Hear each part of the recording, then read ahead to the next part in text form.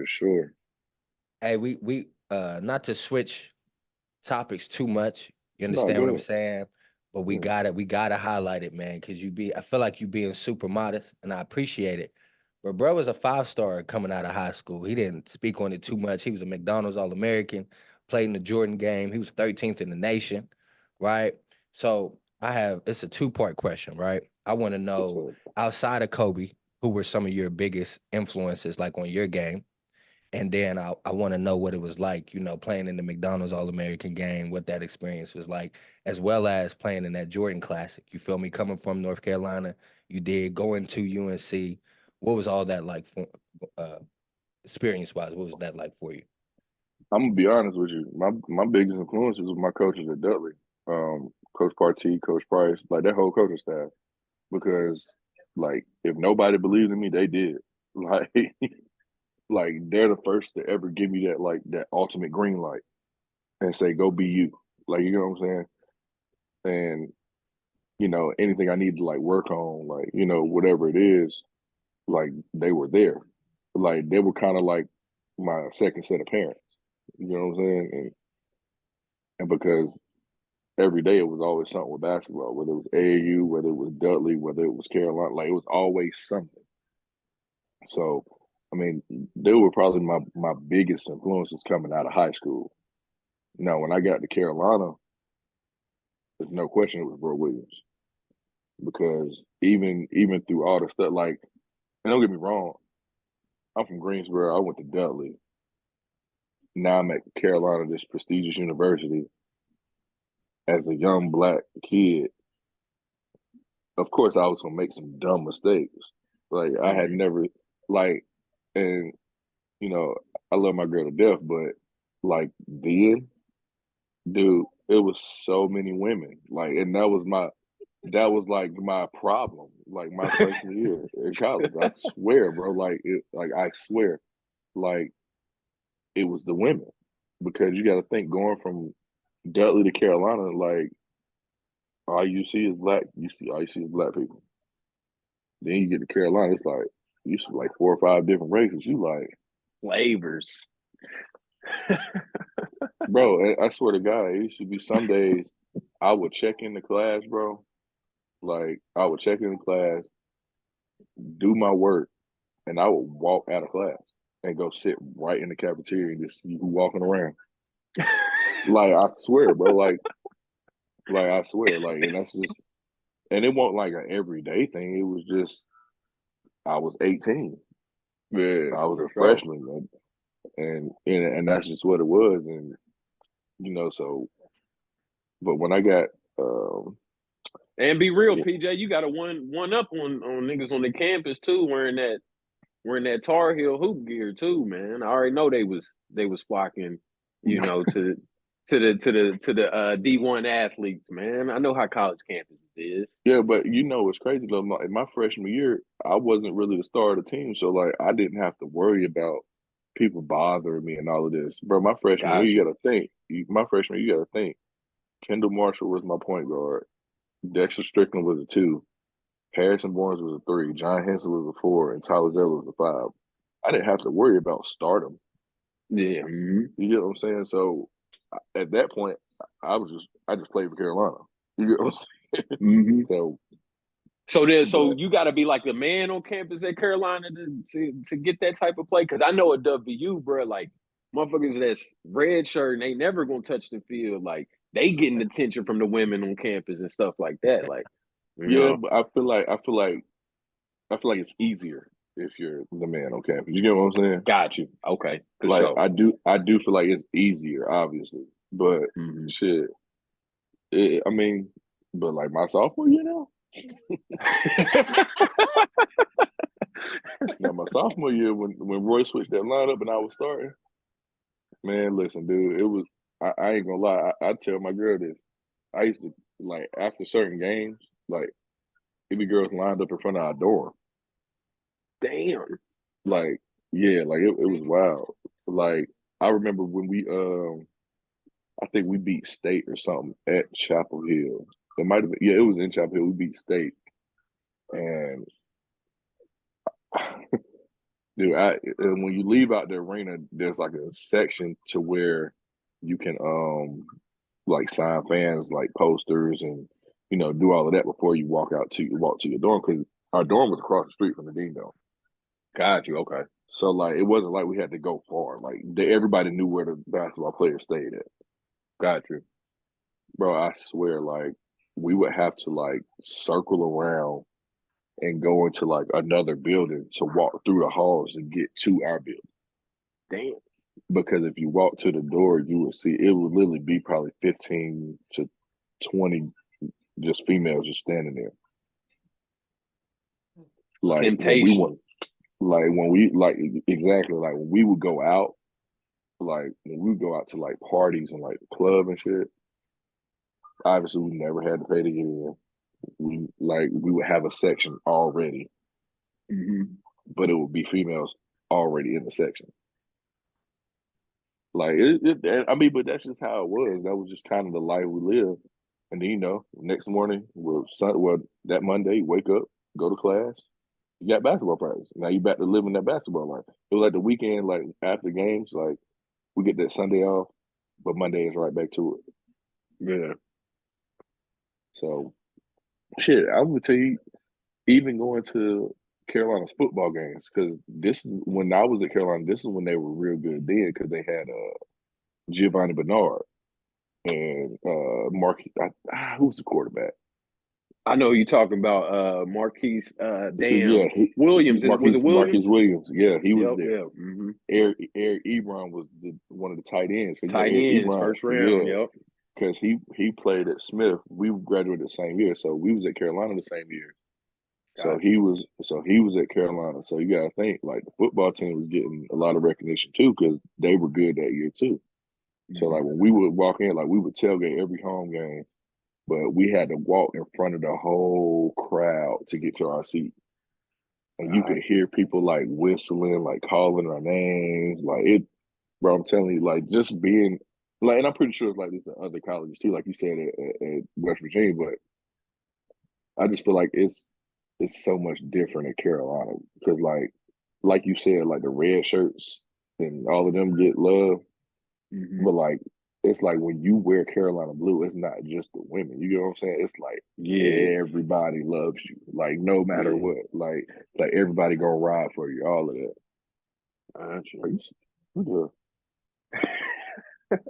That's all she wanted. Out of there quick. You was out there on your Bill Bellamy vibes, man. Man, listen. True ladies man, Kay? I had a girlfriend leaving my senior year at Hargrave.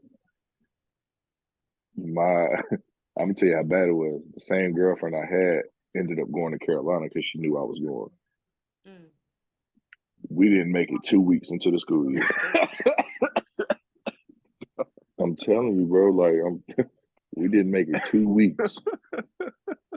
That's how it's too much potential out here. No, but it wasn't me. It was always you got this girl in your room. You got that. I'm like, what? And mind you, I be in the gym. Like I was in the gym all day. Like once class is over like 1. We have practice at like 3:30. Practice would probably be like 2 hours. But you know how people do. Drew, y'all probably did this too. Y'all sit in the locker room, bullshit, talk for about an hour and a half, 2 hours. I ain't getting to my room till about 8, 9 o'clock almost. So at that point, I'm going to get something to eat, and I'm going to bed, like, because I got class at 8 in the morning tomorrow. Like, for sure. It's hard to be an athlete and date, regardless. Tell me about it. But yeah, it was just. But yeah, that's just how it was. Like I had to live with that whole, what girl you got in your room tonight? You know what I'm saying. So at that point, I was just like, yeah, I don't need no girlfriend. So like I'm 18, 19 with a girlfriend at a D1 university. Like it worked. It ain't too many blue bloods that's up there with Carolina, bro. Right, and don't get me wrong, no, not to the people that can do it, but I just wasn't one of them people. Yeah. Like I applaud people that can have a girlfriend from 7th, 8th grade and still be with her when they graduate college. Like I applaud people like that. I just couldn't be that person. It get rough later down them years, man. It's bad in the field out here now, man. You silly. Hey, you got one, hold on to her. It's bad. Man. No, yeah, that's a It's fact. bad, bro.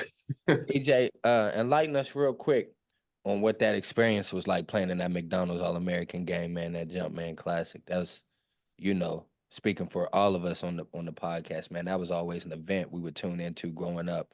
Watching the 3-point contest, watching the dunk contest, right? Watching the game, man. There's so many notable athletes that came through those type of all-star games. So just walk us through what that experience was like for you.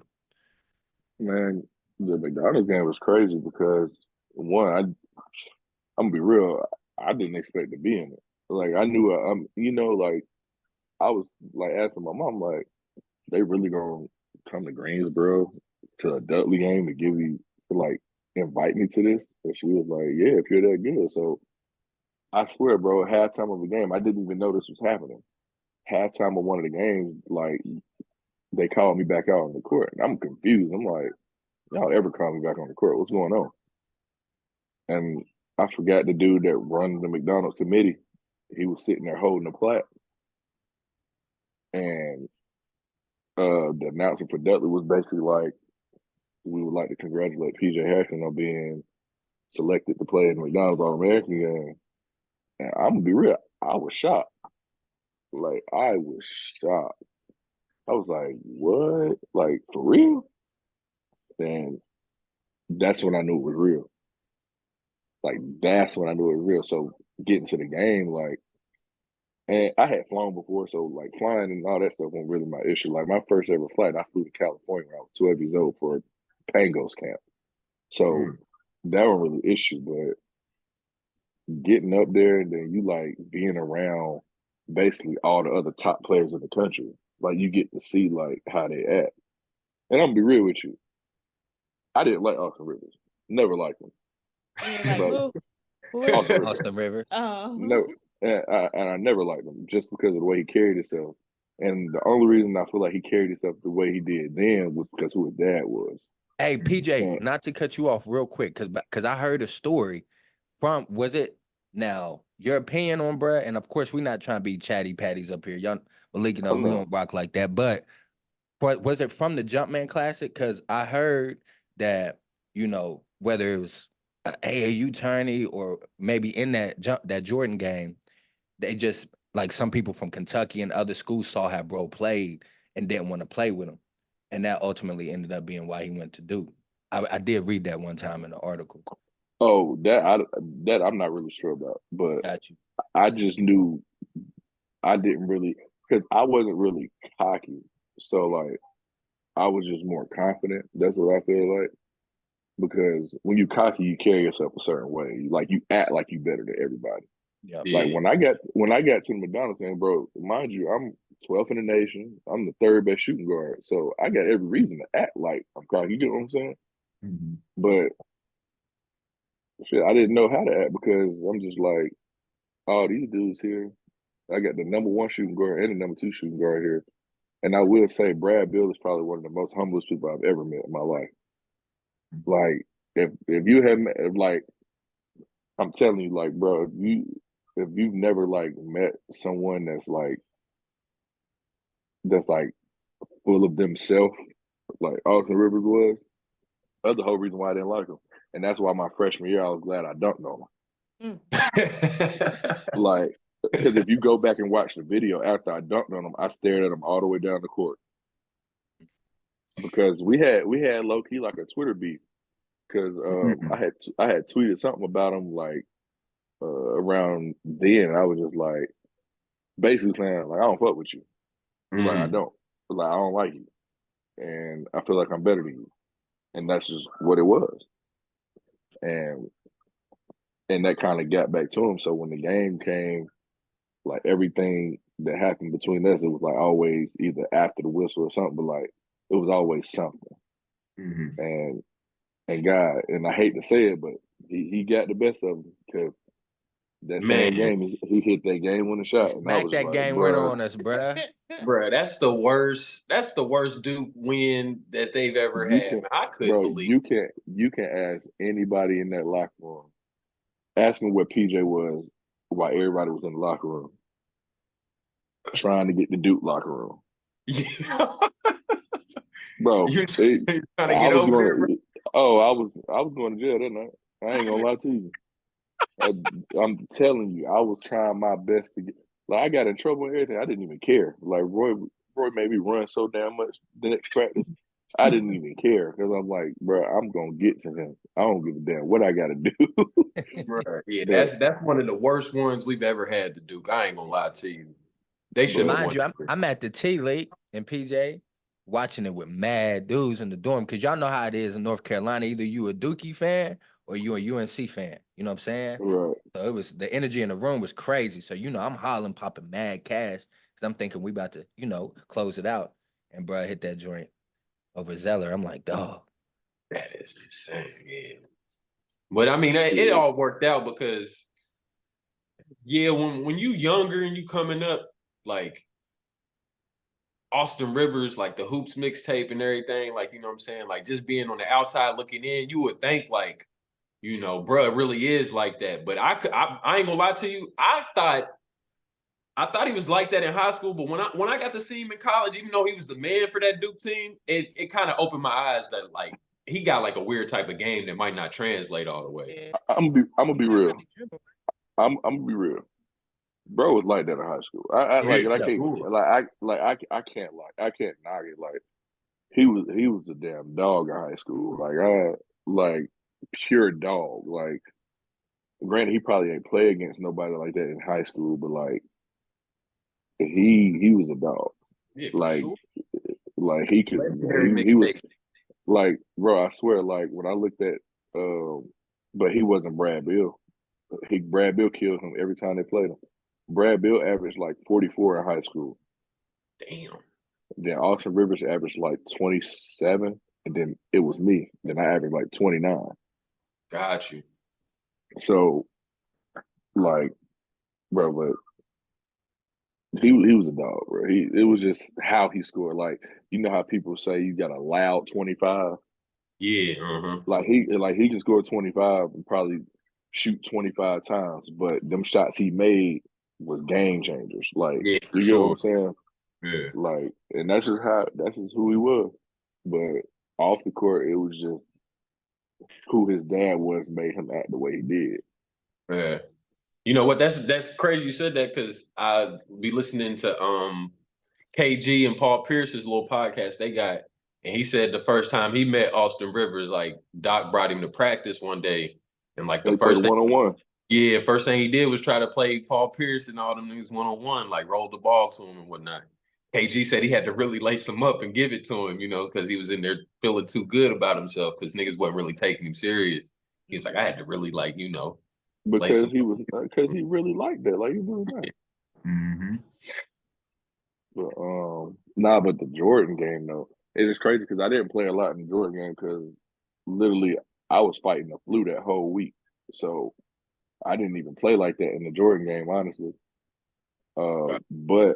But I knew I wasn't gonna play like that because the coach of the Jordan game was Michael Kidd Gilchrist's head coach in high school, Mm. and they were so big on Michael Kidd Gilchrist, and it just pissed me off so bad because I'm like, this man don't do nothing special. Like, and don't get me wrong, Mike a cool dude. Like, I play with him in Charlotte, so off the court, he cool. Like, he's a cool ass dude. But when it comes to like basketball, it's just like, bro, because I used to torch him in practice. Like, it, bro, he sat and worked on that jumper for 3. I watched him work on that jumper for 3 years and nothing changed. Damn. Like, nothing changed. So like even the McDonald's game, that pissed me off too because him and James McAdoo got co-MVP players of the year, but instead of putting me and James up there because it was 2 North Carolina commits, they put MKG up there because he had a double-double. He had like 12 points and 10 rebounds. I ended the game with like 17 and like 4 or 5 threes. Got you. And they gave him the co-MVP instead of me. So yeah. All right. Well, I'm gonna take you into college real quick, man, to get a little bit of this Carolina history out the way. Did you get a offer from Duke, bro? You know what's crazy? And no, I did get an offer from Duke, but it was after Carolina offered me. Got you. So they wasn't really interested until Carolina went all the way there. Right, and I'm not gonna lie, I went and sat at Coach K's office and everything. I went on a visit to Duke right when I came back from Pango. And it's crazy. This is right after I committed, because once you commit, you can still go like visit other schools unless you're signed. So like once I was committed, Coach K called me, John Calipari called me, like so yeah, like it was just weird how it was happening. And once I seen what was up with it, that's when I knew I won't go in there, because like you just doing this out of competition. Like you just want me to go here. You get what I'm saying? And I told Coach K straight to his face. I said the reason I probably won't come here is because y'all don't know how to spell my name. They spelled your name wrong, bro. Like they would send me letters to Dudley, but like, mind you, PJ Harrison ain't hard. Like PJ is easy. It's 2 letters. So they would put on my letters, they would put TJ Harrison. Oh like, my God. TJ, and then would spell my last name wrong too. And I just throw them away because who is that? Yeah, for sure. I got you. So my next question off of that is then, won't you tell us what it's like to play in the Duke Carolina game, bro? Like, what's that atmosphere like? What's the feeling? You know what I'm saying? Is that the game you get most hyped for during the season? You know how I feel when you know your paycheck about to hit? Yeah. Like you get that, it's like a rush. Like you just can't wait. Like you just anxious. Like I'm ready to go to the mall. I'm ready. Like, Yeah. but nah, like it was just one of them. Like the anticipation, like that whole week, it's crazy. But you got to think, you got a whole nother game before you play Duke. Mm-hmm. And bro, like I swear, like that whole anticipation for the whole week is crazy, because sometimes it's us, sometimes it's Duke, but during that week you probably gotta play state. Like next week, Duke gotta play state before we play them at Duke. You get what I'm saying? Yeah. So like sometimes they give us a game like that before we play them, kind of like get the rest of the week going. But now, like once you play that middle of the week game on like a Tuesday, and you got Duke that Saturday, like that whole week is like preparation. Like the whole campus is like just buzzing. Like you know what I'm saying? Like Got you. like even like when you go walk into class, it's just like you can just tell like the campus getting ready for the game, because it's just so much chatter. Everything is just buzzing, and then over at Duke they do the whole camping out thing, so they'll camp like the whole week before we play. Like you know what I'm saying? Yeah. So like you just feel it when it comes, and then like it's like the night. I swear the night before I didn't sleep. Got you. Like the night before I didn't sleep, so like the game would be at. But then I know then the games weren't early. We played them at like 9:00. So like that whole day, like I'm trying to get at least like a 20-30 minute nap in. But like I'm just shaking, like my hand, like how you just tap your leg, tap your foot. Like I'm doing that all day. You just anxious because you're just you looking forward to it. And I'm pretty sure it was the same for them as well. But at the same time, like you gotta realize, like it's one of the biggest rivalries ever, if not the biggest. Like I had an argument with somebody the other day saying that the only argument for the best rivalry is probably Ohio State Michigan football, and I agree. I was like, yeah, but it's not Tobacco Road. Like y'all not 10 minutes away from each other. And it ain't enough rings circulating through them two programs, bro. Duke and UNC, they get rings, you know what I'm saying? I know we got more, so I want to put that out there. We got more. Exactly. But yeah. Yeah. That's what's up. So my next question I got for you is I had a position wrong, but do you think actually, I'll start off with this question first. Do you think you should have started earlier in the season, your freshman year? Do you think you could have? You think you? Because I know what our bench looked like, and I know you was like, really the only thing we had coming off the pine that could really like score, let's say double digits in a consistent form. I'm gonna say yes, but at the same time, like I said, I was 18 making dumb mistakes. So like, did I deserve to start? Probably not. But Gotcha. Should I have been starting? Should I have been starting? Probably. Okay. But like, at the same time, Dexter Strickland, he had been there for 3 years, so it was gonna be hard to just jump in the starting lineup when he's been starting for 3 years. You know what I'm saying? The only thing I could think about was like who was going to bring that scoring spark off the bench if you was in the lineup. You know what I'm saying? Because I know Strickland couldn't. He wasn't a bad player at all, but I know his game wasn't necessarily like offensive first. You know what I'm saying? Like it took him a little time to get in the game, get warmed up. You know what I'm saying? Some games he had hotter games, but he wasn't like he couldn't shoot like you, bro. You know what I'm saying? Like so.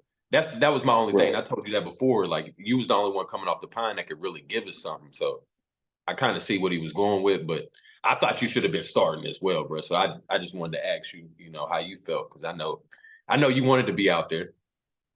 Oh yeah, like that. I mean, I talked about it all year because everybody was saying I should have been starting, and at the same time, but nobody knew what was going on behind closed doors, and so I had to kind of like face reality and just kind of be like, look, yeah, I know I should be starting, but at the same time, I don't really deserve it. Yeah, I'm because, fucking up. Yeah, like I was fucking up at the time. Like, I was doing too much. Like I told you, I was 18. I'm a freshman going to Carolina, and I came from Dudley High School. Like, I wasn't worried about basketball. Trust me. For sure. Got you. When that summer though, like going into my sophomore year, after like Hairston announced he was going to the league, and John was leaving, and Tyler Taylor and all them was leaving, I was like, it's my time. Like, like this the year I got to take over. You just sophomore year, man. Do you think y'all could actually no, that would be your freshman year. If Kendall was 1 year older than you, right? So when Kendall went down in the tournament, bro, that year Kendall went down in the tournament his sophomore year. You think we was gonna win it that year, bro? Because I ain't gonna lie, he was doing some Hell shit. Yeah. This, bro. Hell yeah, we were gonna win it because we were like our whole mindset was we got to beat Kentucky in the championship. Yeah, because that was the only team that we thought really not better than us, but numbers wise was just as good. Because you got to think that was Anthony Davis' freshman year, and when we played at Kentucky that season, we played them at Kentucky. We lost by 2 because Anthony Davis blocked John Henson's jump shot. You know what I'm saying? So we was right there. And then you got to think. I think I hit like 4 or 5 threes that game. Reggie hit like 4 or 5 threes. Like we had it rolling. Yeah. It was just that last possession, and it came down to like the last possession. Yeah, we had a debate on our podcast last week, and you can answer this question too. This is just off tangent, just see if you got an answer for it. Who you think the best one and done was, like, ever, like as far as Carolina? No, just period. We was doing just period. We started naming a bunch of hoopers and stuff, but we went specifically with like who we thought the best one and done was, and I told them I thought it was Anthony Davis, just based off of all the accolades he won in that 1 year. You know what I'm saying? But if you got an opinion, we'd love to hear it. Best one and done. It's gonna sound crazy. It would have been Zion if he could stay healthy. Okay, but I can go with Anthony Davis because bro, he won Player of the Year, Defensive Player of the Year, SEC Player of the Year, SEC Defensive Player of the Year, Freshman of the Year, and he won a Natty. Yeah, like he did everything that's what I'm saying. possibly do. I was trying to think of anybody else other than him, but nah, that's shit. That's as good as it get right there, bro. Right there, bro. That's bond. Crazy. I had said Melo, PJ. Me personally, I said Melo because he came off the chip too. Michael Beasley heavy when he his freshman campaign, he was a double machine. Yeah, Beasley was nice. I don't know, bro. Anthony Davis averaged like 5 blocks a game, bro. Yeah, bro. He Dude averaged was like a 10 and like 12, bro, with like 5 blocks, bro. Dude It was was a freaking. insane. He was a freak, bro. Like he was just different. And you know what's so crazy? I played against Anthony Davis on the AU circuit when we was in 9th grade. And he was 6'2". Was he sweet back then? He played point guard, bro. He was just a regular old point guard. Bro, I swear to God, we played against him on the circuit, 11th grade. This man was 6'10". I said, what the heck? Yo, I swear to God, bro, he was 6'10". He played with like knee braces on. Because, you know, when you grow that fast, you got knee problems. So, like, bro, he was dunking everything. But he could still play point guard. Like, you feel me? Yeah. Like, so that's why he can dribble like he can, because the man played point guard. Got you. Yeah, Anthony Davis was serious, man. Serious. Do you think that was your best shot at winning the Natty at Carolina that year Kendall went down? Absolutely. Absolutely. And people ain't going to say this now. Like, people ain't know this now, but I probably would have left then if we'd have won it. You'd have left that year? Yeah, because I was projected to go late first round after my freshman year, and I didn't even play like that. Yeah. You get what I'm saying? So if we had won it, I was definitely gone. No. I think it was either Kay who asked me, somebody asked me if they thought Kendall should have left that year. And I was like, hell yeah, Kendall should have left that year, bro. His stock went through the roof. He did leave.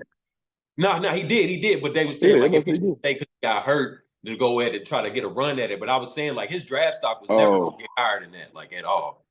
Nah, because he was, what, 12? Yeah, he got picked 12. Bro. But I ain't going to lie, though. If he would have stayed, shit, we probably would have won it the next year, too. Because you got to think Marcus Page would have been his backup. Like, that's not a fall off at all. He go to the bench. That's what I'm saying. Like, you give Marcus Page a good 13, 14 minutes, he come in and score, because I think Kendall won't to score. He was the facilitator. So you bring in Marcus on that second group, Marcus can give you 10 to 12 at least. For sure. Because he could spot up and shoot. Like, he didn't have to have the ball in his hand. Gotcha. All right. And I got one more question for you. And you can answer this if you want to, or you can just, just give us vague details, whatever you want. But, you ain't get to play your last year at Carolina, because of some off the court, stuff. Yeah, for sure. And I know about the situation, but I want to hear from you, like, based off of the situation, like, and how NIL is today, you know what I'm saying, and how these kids can, you know what I'm saying, like, get help, outside of the university today. Do you think if y'all had the same, if y'all had the same rules that they had today, do you think that would have been an issue, your last year at Carolina? Hell no. What? Nah. What? Dude, no. Because literally what I was doing was literally what they're doing now. Like, and it won't like I was like getting paid millions of dollars to no. Like, I literally, and I can tell you, I've talked about it before. Like, I literally knew somebody that had connect to rental cars, and that's just what it was. And I didn't have a license, so shit. Another way to impress the females was what? So that's just how I looked at it. It wasn't like I was like trying to do the wrong thing. Like, I was just, trying to get myself around, and and with the whole drug, like, man, let me tell you, like, people in Carolina really thought, like, down to the AD, like, when I got pulled over in that rental, and people don't realize, and I can say it now, and the people in the car with me probably gonna vouch too. That shit in the car won't mind. Like, you get what I'm saying? Like, so, but with it being me in the car, what's the best thing to say? Gotcha. Oh, that's all PJs. Like, that's all it is. The only thing they could fault me on was the rental, and that was cool. I didn't care about that. Yeah. But for people to come out and like say, oh, like, people really thought like I was a kingpin, bro. Damn. Like, people thought like I was on campus like slanging drugs, like doing all this. I'm like, what? Like, no, like, and then somehow a gun came into the picture. So I'm just like, yo, like, come on, like, y'all got to be more realistic about this. Like, Yeah, I got pulled over in a check. It was a checkpoint. I didn't get pulled over for anything. Mm-hmm. So it wasn't like I was like trying to get away from the cops. Like when we pulled up to the checkpoint, the cop was like, "Oh, we smell weed," and that's what it was. So Gotcha. once you smell weed, you got probable cause. All right, we got out the car. But mind you, I'm thinking like, why does it smell like weed in here? I ain't got no weed. Like, you know what I'm saying? Mm-hmm. So, and then going back to that, the cop that arrested me was a Duke fan because right after he checked me into the jail, he said, "Go Duke." Oh wow. But people ain't gonna ask me nothing about that. People don't care about that. You get what I'm saying? Yeah. But at the end of the day, shit happens, and I'm not gonna lie. That right there put me in a position to go make money faster. So I didn't really look at that as, yeah, obviously that junior year when I came back, like I had announced I was coming back, I felt like we could win a championship Mm-hmm. with the pieces we had coming in, like Kennedy Meeks and like Isaiah Hicks, like all them pieces that was coming in, like I felt like we could win a natty. But at the same time, like I wasn't about to sit for 2 years, Yeah. like because when it came out, he told me I wasn't eligible for 2 years. Like I had to sit out for 2 years, and all I could do was practice. Yeah, that ain't gonna work. First of all, let me tell you something. What I used to kill them in practice, like kill them to the point where Roy would cuss me out because I couldn't play. Oh God. Like he was putting me on the scout team, like when we would play certain people, like, and I would have to be the scorer. And when I tell you, I would not miss.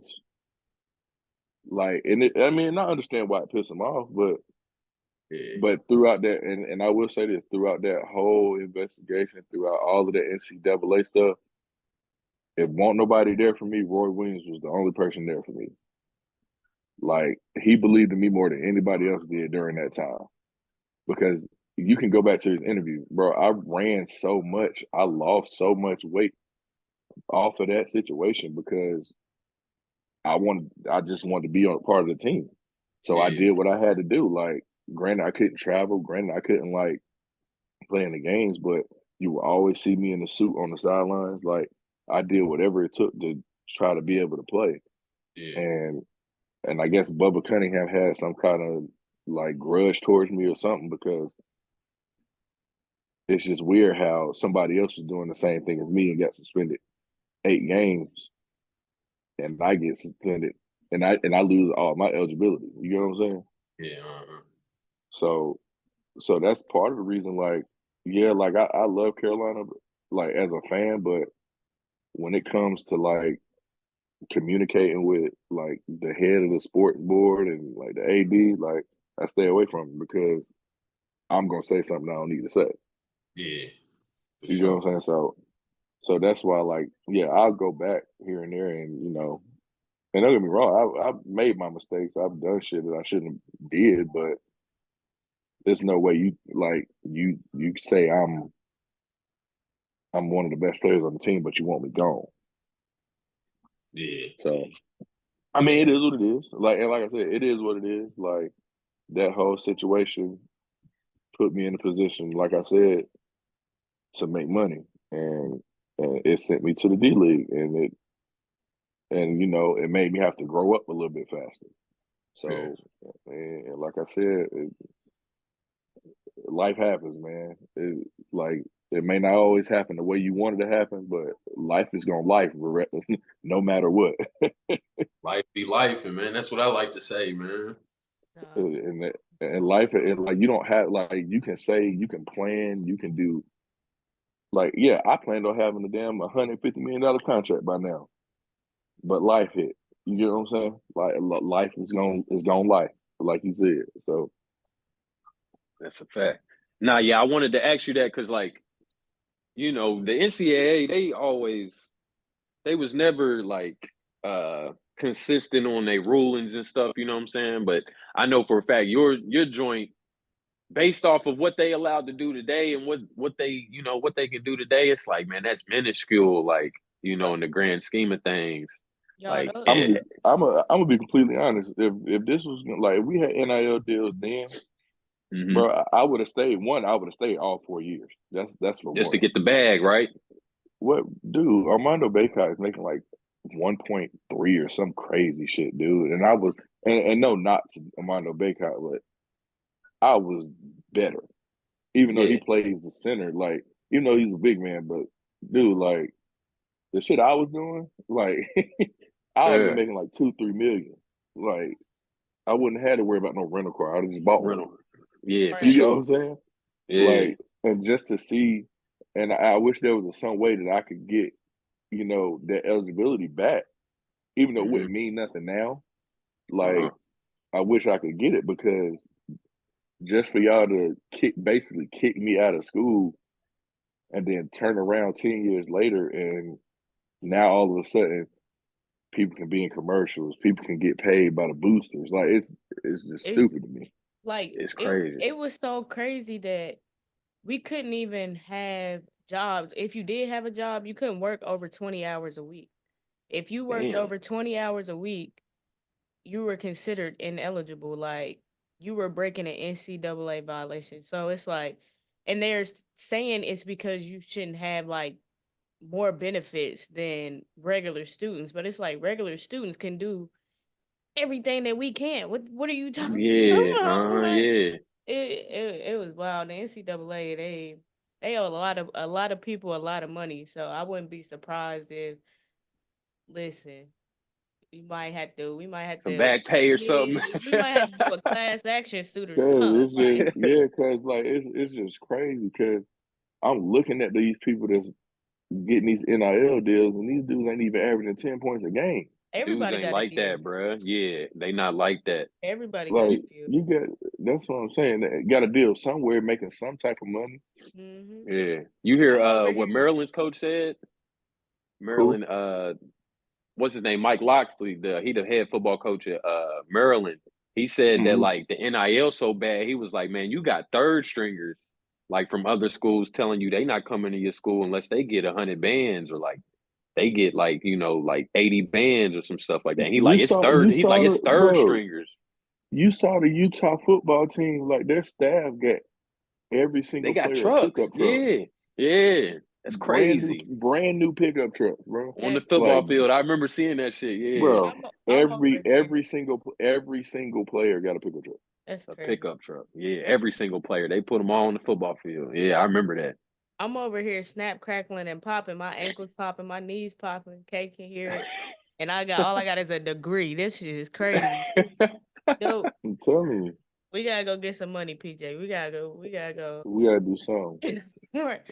But NCAA ain't gonna talk to me. They don't want to hear what I got to say, I promise you. Man, they owe a lot of people some money. But listen, we kind of, went through the ebbs and flows of life. We talked about high school a little bit. We talked about college, and then your pro career a little bit. Again, kind of try to bring it full circle for us. I remember a few years back, you playing in the TBT tournament. You hit that big shot, big game winner. And had a very touching interview after that game. So just talk to us a little bit about that experience at TBT, and then again into your transition now, trying to, make this last push for a pro career. Man, that whole situation was crazy, because that was the first time I had picked up a ball again, because that Chris Paul reached out to me. He was the reason I started back working out, and like working out like I was. I mean, and granted, I was overweight. Like, I had gained like 30, 40 pounds. Like I just wasn't who I used to be. I wasn't as athletic. Like, I could still shoot. That's never gonna leave. But like, I just wasn't the athlete that I was, and I just had to figure out another way to impact the game. And he reached out to me, and he was like, "Look, just come play with us," because they were practicing in Winston at his gym. So I went up there. Like, I started working out probably like a few months before, like when he had hit me, and they started doing like open runs at his gym in Winston, and I was going up there, and and just it started feeling so normal again. It was like I had a routine again, and when the game came, we didn't know where we were gonna be stationed yet. We knew like it would be close, but nobody told me it was gonna be in Greensboro. So when that happened, and I found out we were playing at the Coliseum, I was like, "Oh damn! Like this is the eye opener." So like when the game came, and that moment came, and you know I told him, I was like, well, I think the target score was 75. We were down 73, 72. Mm-hmm. And he called a timeout, I think. Mm-hmm. And he was originally drawing up a play for Sam Hunt, to shoot a three. Yep. And I swear to God, on my kids, is what I said. I told him, I said, no knock to you, Sam. I said, CP, give me the ball, bro. I said, I'm about to end this shit. And that's all I said. And I walked away from the huddle. And I walked back to him. He showed me the play. There was some elevator doors. I said, so look, and I told him, I said, when I come out the elevator doors, when they see the elevator doors, they're going to try to play it different. They're going to try to switch out. And so when that moment came, I went through the elevator doors, the dude switched out. And I told CP, if he switched out, I said, I'm probably going to have to put the ball on the floor. I said, and I'm not sure how my hip going to react when I do this, but I said, I'm going to have to make a move, and I'm going to have to go hit my go-to, like my step back. So I swear, you can go watch it. I don't know if it's still I on was my. there. I was front row. Okay, I yeah. was there. Yeah. Yeah. Like you can go watch the highlight. Literally from the jump when the play started, dude was pointing at the elevator door, so he knew what he was about to do. He was about to overplay it. Mm-hmm. So I got the ball, and as soon as I turned, he was right in front of me. I went right to my move, and the move had never let me down in my whole career. And I swear, I went right to that move. And as soon as I let it go, I knew it was good. Like as soon as I let it go, I said, "Game." I told him. I don't know if they got the camera view where I'm looking at him, but you can read my lips when I shoot. As soon as I let the ball go, I said, "That's game, nigga." Like literally just like that. And I swear to God, and look, and when I hit it, I didn't even know how to celebrate. I didn't know what to do. Like all I seen was my brother run on the court, and then Theo Pinson was on the court, Josh Okogie was on the court, Grant Williams was on the court. I'm like, what the fuck? Like what? Like, but you know how Miko Hardman said he didn't realize he caught the pass and win the Super Bowl. Yeah. Like that's how I felt. I thought I just hit a shot, but I didn't know it ended the game. Like you know what I'm saying? Yeah. So in that moment, like if you watch the footage, I was screaming. I told y'all. Like I said, I was gonna hit it because I want this shit more than anybody.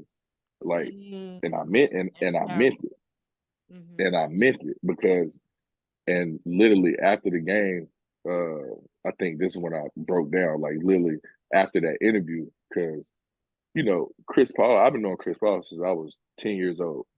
So, um, literally after that interview, like you can watch the interview. I broke down in the interview, and like after that interview, when I walked out, he just like how your big brother hug you, he just hold you.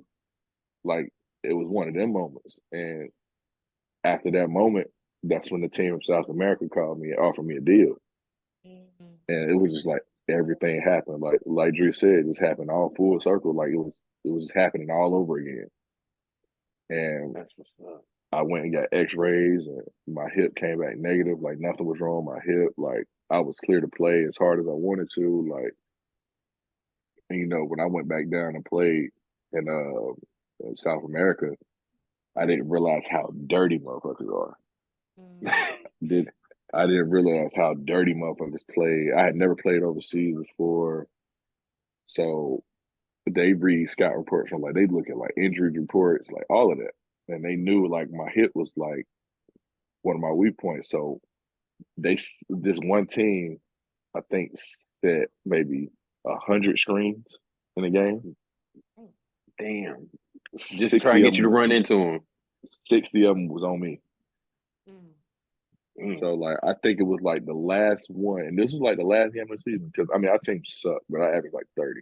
But it was like the last game. I came off a screen, and I literally watched the dude stick his knee out, and his knee went right into my hip, and I was like, I said, "Yep, that's it." I said, "That's it," and I swear after that, I couldn't walk. Because I was supposed to come back for the next season, but I was like, I can't come back, bro. Like I can't. Yeah. And that from that point, I haven't played professionally since then, but you know, I had announced that like I had retired, but shit, I didn't want to do that either. Like you Yeah. get what I'm saying? Like I didn't want to do that because I don't quit. I ain't never been a quitter.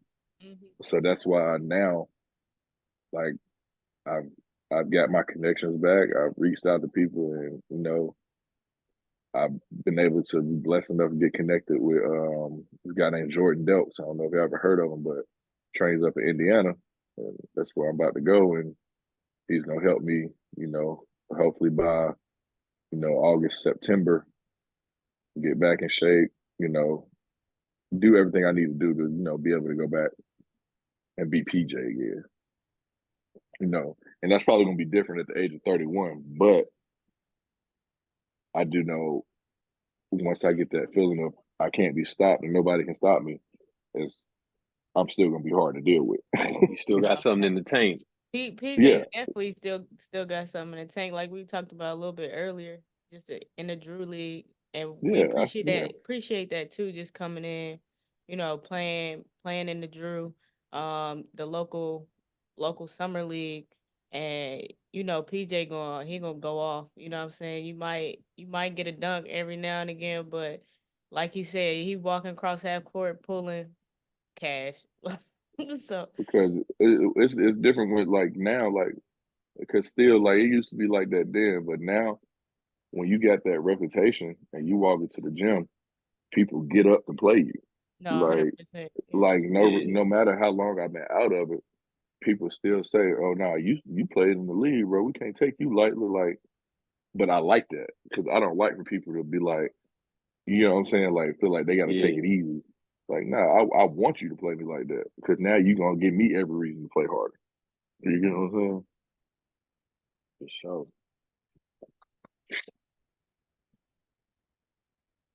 PJ, man, when you make your comeback, we gotta have you back on here, fam. For sure. Oh no, that's for sure. That shit. Hopefully, I have my own little podcast by then because Yeah. that's in the works too. But I ain't really thought too much of it right now, but because I want to get shit back flowing like I had it, But that's definitely in the works. Nah, for sure, man.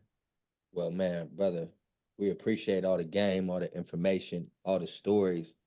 Like Leak told you, man, you one of our favorite hoopers to come through the program, man. So it's truly an honor, like I told you from the door, to have you on the network. When Dree told us, that y'all had connections, that she had a contact, I'm like, we gotta have him on No here. brainer.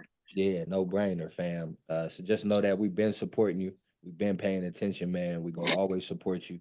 And just thank you again, man. We really appreciate you coming on here for us. Real talk.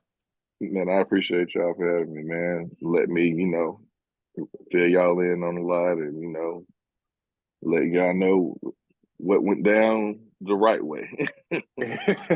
Word. For sure, man. Appreciate you, dog. yeah, you can always hear something from other people, but when you hear it from the source itself, it's always different. No, Word. facts. That's what our platform is about, just giving the athletes their voice, and giving everybody the opportunity to tell their side of the story, because like you said, a lot of people have a lot of different opinions, and they don't have all the information, and a lot of times our perspective gets left out, and nobody cares about our perspective or the athlete's perspective. So appreciate all the game that you gave, all the knowledge, all the insight.